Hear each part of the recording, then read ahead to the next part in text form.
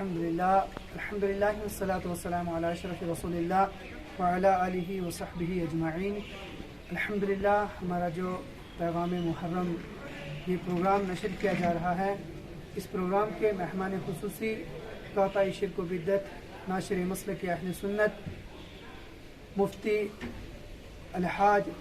سید بشار حسین رضوی برکاتی دامت اللہ العالیہ اس پروگرام میں جو ہے اپنے بیانات سے سامعین کے قلوب کو مزین فرمائیں گے۔ آپ حضرات سے میری گزارش ہے کہ آپ حضرات اس پروگرام کو دیکھیں۔ آج کے پروگرام میں جو پیغام دیا گیا ہے وہ پیارے آقا صلی اللہ علیہ وسلم کے نواسہ حضرت امام حسین کی یاد کو تازہ کیا گیا ہے۔ تو حضرات میں بلا تاخیر دعوت دیتا ہوں قاطع شرک و بدعت ناشر مسلک اہل سنت حضرت علامہ مفتی سید بشار حسین رضوی برکاتی دامت اللہ العالیہ۔ بسم اللہ الرحمن الرحیم۔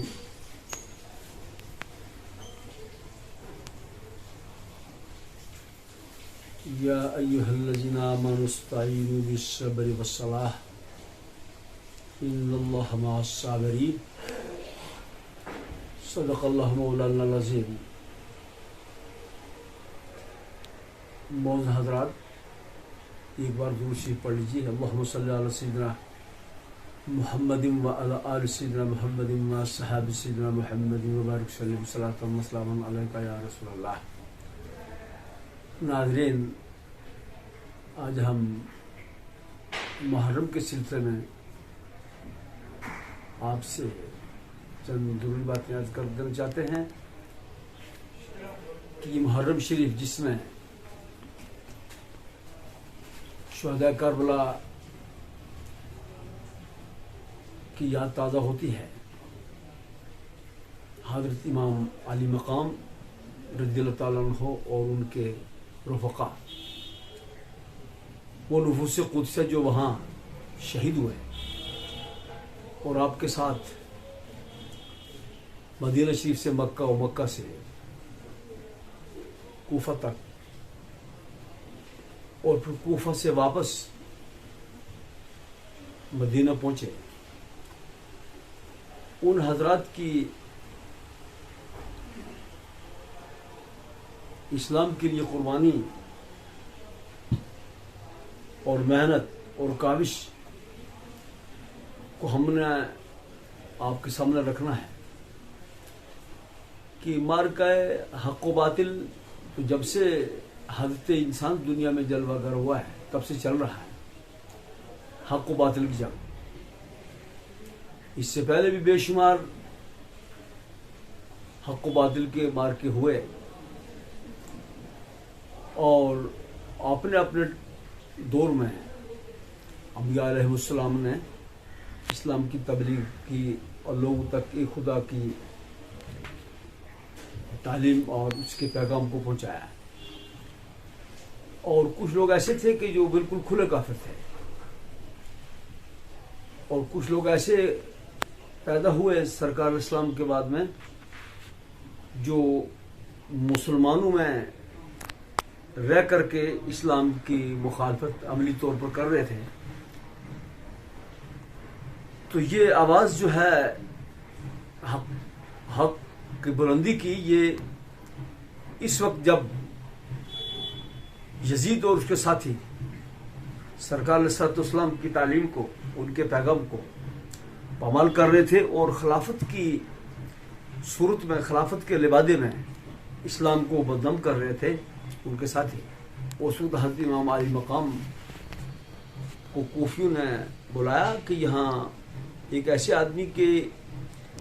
پاس خلافت چلی گئی ہے جو دین کا باغی ہے اور اسلام کو نقصان ہو رہا ہے، آپ یہاں تشریف لائیں۔ اس طرح بے شمار خطوط ان لوگوں نے لکھے اور امام علی مقام نے کربلا کا سفر کیا، اور پھر جب کربلا میں پہنچے تو یزید اور اس کے گورنر نے لوگوں پر ایسا دباؤ ڈالا کہ وہ سب کے سب لوگ امام صاحب کو خطوط لکھنے والے امام ہی کے دشمن ہو گئے، اور یزید کے وہ ملازم تھے، یزید سے ان کو پیسہ ملتا تھا اقتدار کی حوث میں، انہوں نے امام علی مقام کو کربلا کے اندر ان کے ساتھیوں سمیت شہید کر دیا. اور امام علی مقام بار بار ان کو کہہ رہے تھے کہ آپ نے ہم کو خطوط لکھے ہیں, آپ ہماری بات سنیں. تو وہ کہتے نہیں, آپ کی بات کوئی سننے والی نہیں ہے, آپ یزید کی بیعت کریں اور اس کے حکم کی آپ پابندی کیجیے اور زیادہ بحث مت کریے کیونکہ نماز کا وقت جا رہا ہے. وہ لوگ تمام نمازی بھی تھے, کچھ لوگ حافظ قاری بھی تھے, گلوں میں ان کے قرآن حوالے بھی کیے گئے تھے. تو قرآن عظیم نے اسی طرف اشارہ کیا, اے ایمان والو نماز اور صبر سے کام لو, بے شک اللہ تبارک و تعالی صبر کرنے والوں کے ساتھ ہے. چونکہ یزید اور اس کے ساتھی وہ نماز بھی پڑھ رہے تھے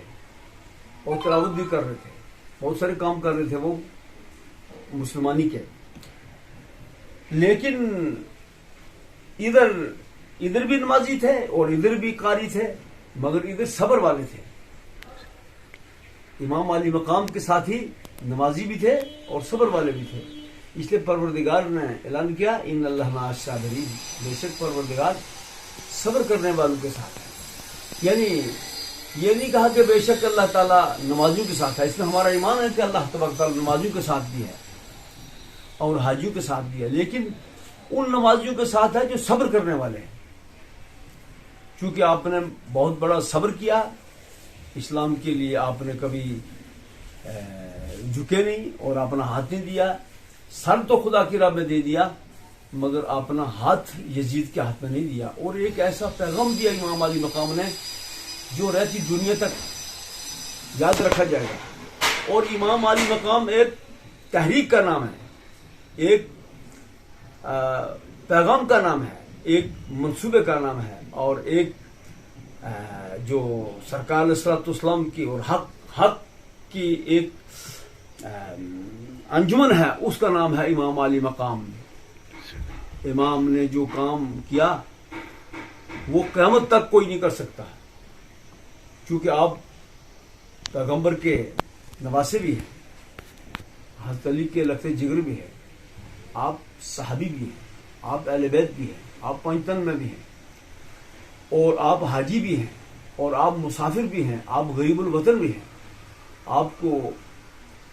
اتنے دور بلانے کے بعد پانی تک ان پر بند کر دیا, ان کے ازواج پر, ان کے ذریت پر, ان کے خاندان پر پانی بند کر دیا. اس سے بڑی ظلم کی بات کیا ہو سکتی ہے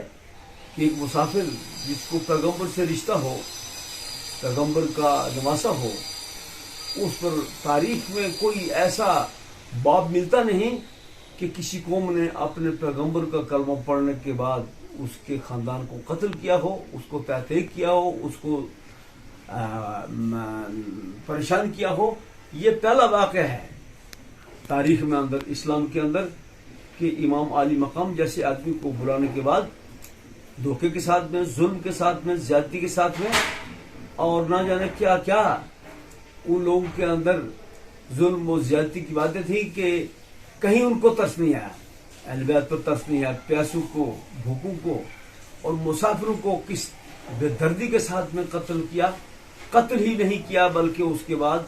ان کے سروں کو نیزوں پر چڑھا کر جگہ جگہ گھمایا گیا اور ان سے لوگوں کو ڈرانے کی کوشش کی. اس طرح امام علی مقام رضی اللہ تعالیٰ عنہ نے اپنا سر خدا کی راہ میں کٹوا بھی دیا, صبر بھی کیا, لیکن یزید کا جو پیغام ہے,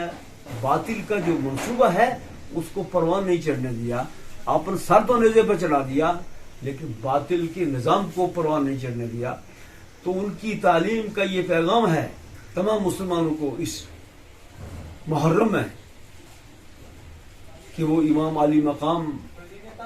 کی تعلیم کو سمجھیں, ان کی اس تحریک کو, اس تاریخ کو دہرائیں, پڑھیں کہ کیسے کیسے لال ان نے اپنی نظروں کے سامنے شہید کروائے اور حق کو بلند کیا. قرآن کو نیزے پر چڑھ کر بھی انہوں نے پڑھا. گفتگو چل رہی تھی حضرت امام علی مقام اور ان کے ساتھیوں کربلا کے تعلق سے. تو کربلا 10 محرم کو یہ واقعہ وجود میں آیا. 10 محرم ہی کو اللہ تبارک تعالیٰ نے حضرت آدم علیہ السلام کو تخلیق کیا اور 10 محرم کو ہی ان کی توبہ قبول ہوئی اور 10 محرم کو قیامت ہوگی. تو ہمارے مشائخ سے جو منسوب ہے ہمارے صوفیہ کرام سے اہل سنت جماعت سے وہ محرم کے روزے رکھتے ہیں 3 8 9 10. تو اس میں روزہ بھی رکھا جائے اور ان کی تعلیم کو عام کیا جائے. بالخصوص جو امام علی مقام کا پیغام ہے یزیدیت اور یزید کے سلسلے میں وہ یہ ہے کہ اس وقت بھی جو ہمارے یہاں بے پردگی ہے, شراب نوشی ہے, ڈرگز کا استعمال ہو رہا ہے, غلط روی پر لوگ چل رہے ہیں, ان تمام چیزوں سے بچنا ہے اور جوانوں کے اندر عشق مصطفیٰ اور عشق شہداء کربلا اصحاب وہ ڈالنا ہے. اللہ تبارک تعالیٰ سب کو امام علی مقام کے راستے پر گامزن فرمائے اور انہی کے ساتھ قیامت کے دن اٹھائے. وآخر دعوانا الحمدللہ رب العالمین.